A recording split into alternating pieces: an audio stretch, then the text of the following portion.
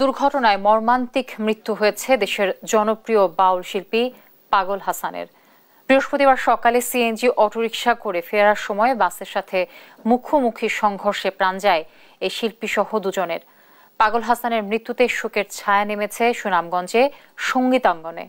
মেহেদী হাসানের রিপোর্ট জানাচ্ছেন আল নোমান। জীবন খাতায় প্রেম কলঙ্কের দাগ দাগাইয়া সারিয়া যাইও না বন্ধু মায়া লাগাইয়া। আসমানে যায়ও না বন্ধু ছুঁইতে পারবা না, তুমি আইও আমার বাড়িতে বসতে দেমু পিড়িতে। জীবন খাতায় প্রেম কলঙ্কের দাগ লাগাইয়া মরা নদী সহ বাউল গানের স্রষ্টা সুনামগঞ্জের ছাতক উপজেলার শিমুলতলা গ্রামের মোহাম্মদ মতিউর রহমান হাসান। আর্থিক অসচ্ছলতা থাকলেও লোকগানের প্রতি ছিল মনের টান। লোকগানের প্রতি তার এই পাগলামির কারণে পরিচিতি পেয়েছেন পাগল হাসান নামে।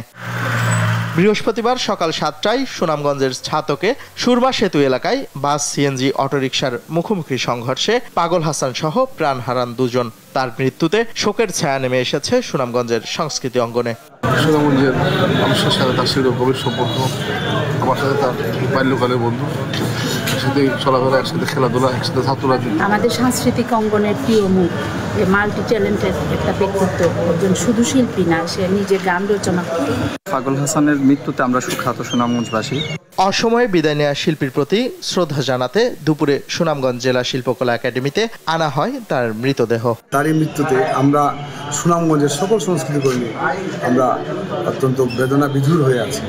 আমাদের আসলে এই যে কষ্ট বা